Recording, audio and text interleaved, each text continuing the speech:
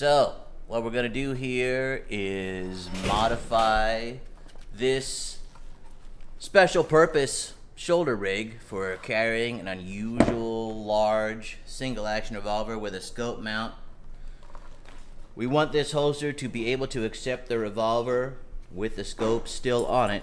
So what I need to do is cut clearance in this section so the mounts can get past it. And then I might need to close back up. I'll probably need to close back up the last stitch on either side, just by going through the same holes and adding another stitch to fasten it and tying it off.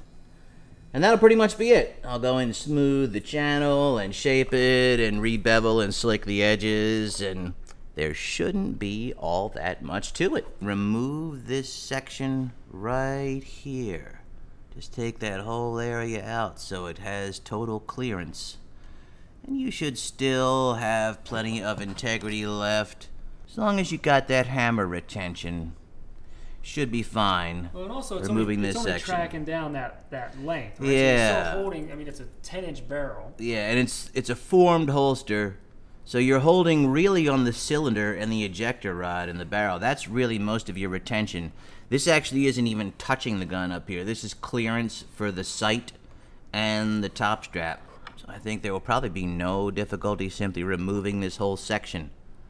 I think that may be the way to go.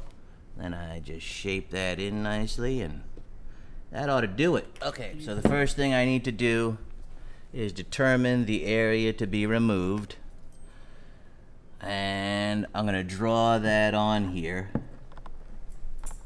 Looks like it's going to be right down to here. And you can draw on leather with pencil gently. It also kind of scribes the surface of the leather a little bit. Leather, of course, is very soft, and it is easy to mark. And you want to be careful when you're making your markings on it, and go gently so you don't mar the surface in any way in an area that you're not going to remove.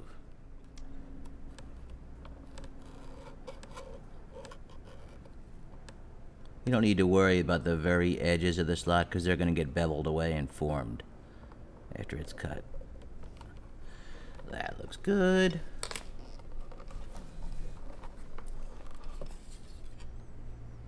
And you have considerable leeway to shape it as you go along. Alright, that looks pretty parallel too.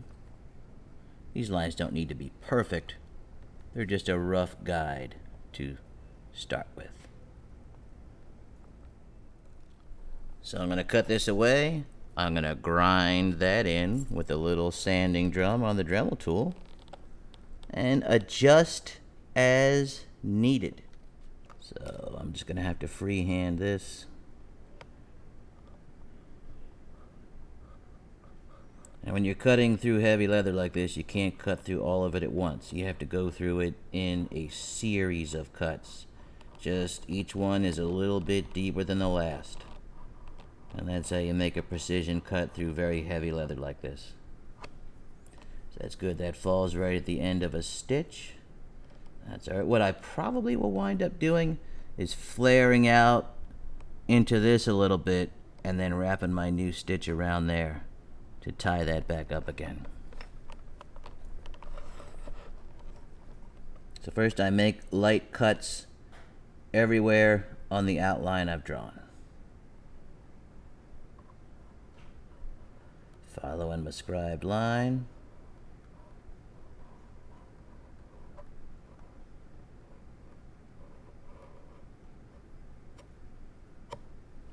And there'll be plenty of material left here for this, so that looks good. So this is why I like to use this type of blade, because you can follow a curve with it like this.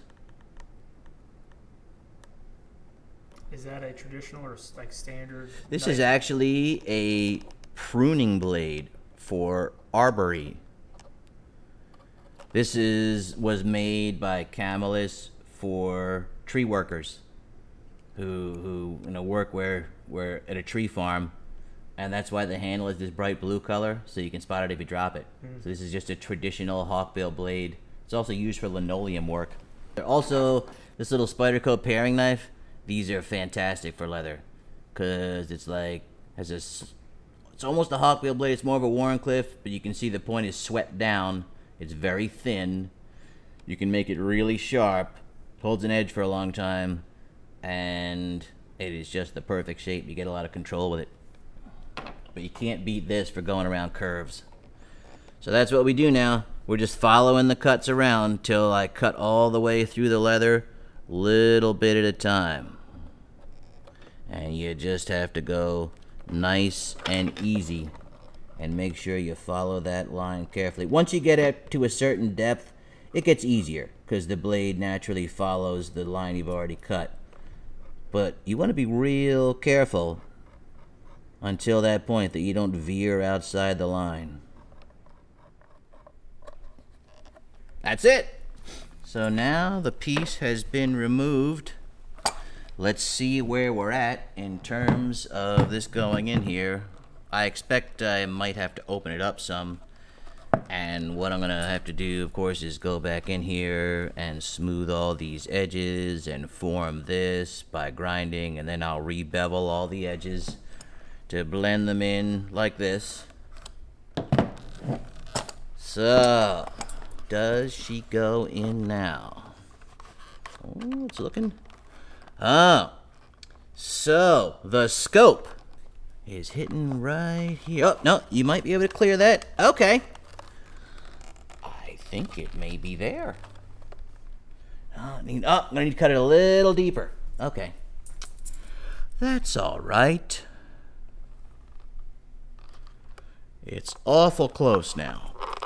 Time for the adjustment stage. I think we've got the initial cut. All right. Let's see how this looks. Yeah, it looks like it's right where it's supposed to be.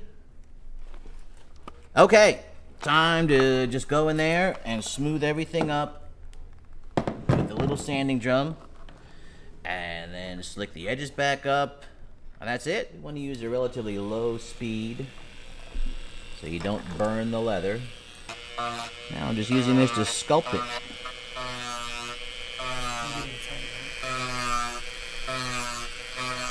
So just creating nice, smooth, even edges.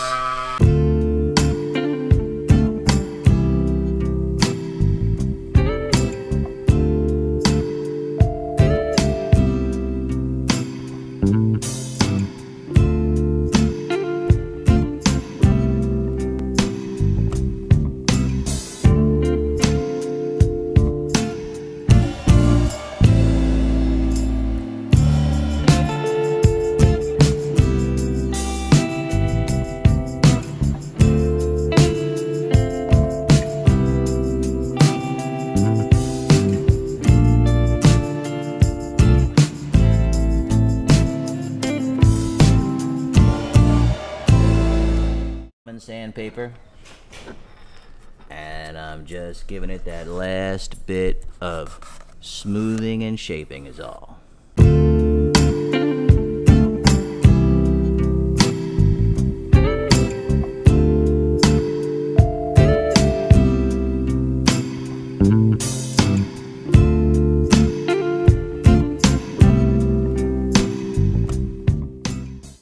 Blending in that corner there for a nice smooth transition. And this will all get beveled and refinished. And we'll tie that stitch up. Heading down the home stretch. I've got everything nice and smoothed up. I've checked the gun for fit. I've transitioned the corners. Now I'm just going in with the number 3 edge beveling tool to trim all those edges, and then it's just slicking it up with beeswax and putting that stitch in there, and that's it. Down to here with my edge beveling tool.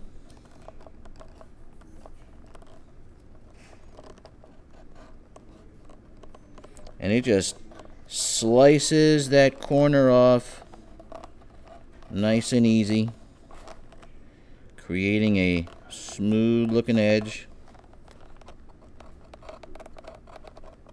Can that only go so deep? Yes, it can only cut so deep. The travel of the edge beveling tool is limited by its shape there and the depth of the groove. So now you gotta do around a curve in little stages like that and choke up on the tool closely.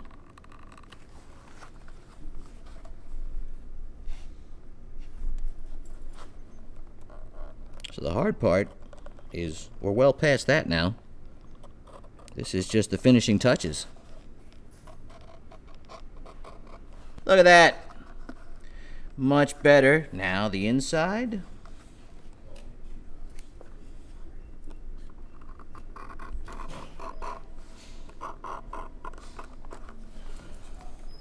And really some places you can't quite reach with the edge beveling tool, so I can't really reach in there. But no matter, I can just take this and give it a little touch on the inside. So low speed, just a little touch to take off that ragged edge.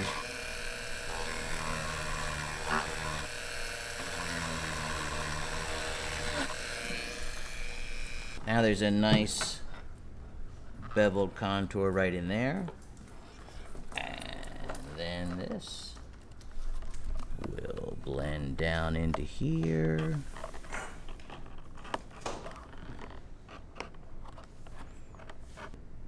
Okay, now the last thing left to do is just slick this up, and then that is gonna do it. Ah, yes, I like that.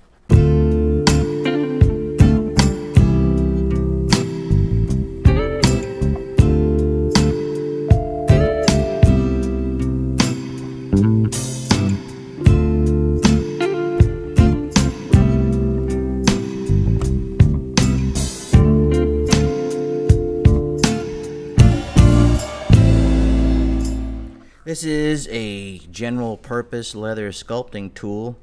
It's for carving in part, but it's also great to slick up edges like this and form them a little.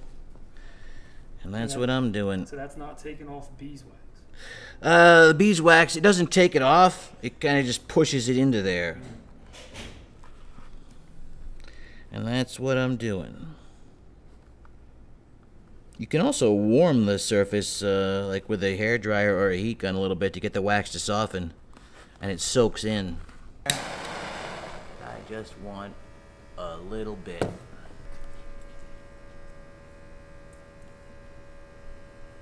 There we go.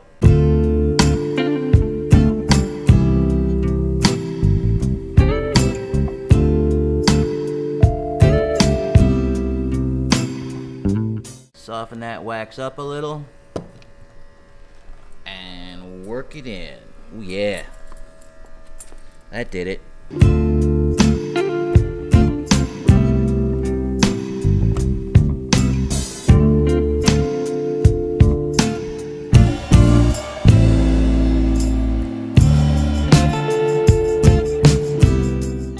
So I now have more than enough wax on there. I'm just distributing it to the areas where I want it to be. The excess wax with a piece of scrap t-shirt, and I am doing my final polish all in one direction, and that is the last bit to just creating a nice smooth edge where the leather was cut and formed, and then that's it. That is all there is to it. It's burnishing everything nicely. And so I'm blending this into the original factory edge.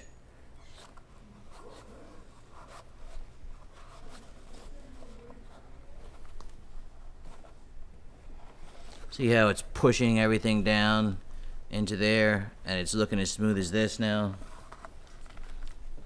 And then we just go into here to do that last bit. You never know it wasn't made that way. Well, actually you would if you looked at the cut stitch, but Okay, I believe we are finished. That is it. A little simple custom modification of a holster for an unusual revolver with an optic. So as you insert the gun, you have to make sure to lift it past this section so the scope clears that. And then it has seated all the way down there. We have complete clearance of the mount. And that's it. You can fasten your retention strap over the hammer spur. And also, once you're wearing it, it'll tend to, pull itself tighter. So there you go.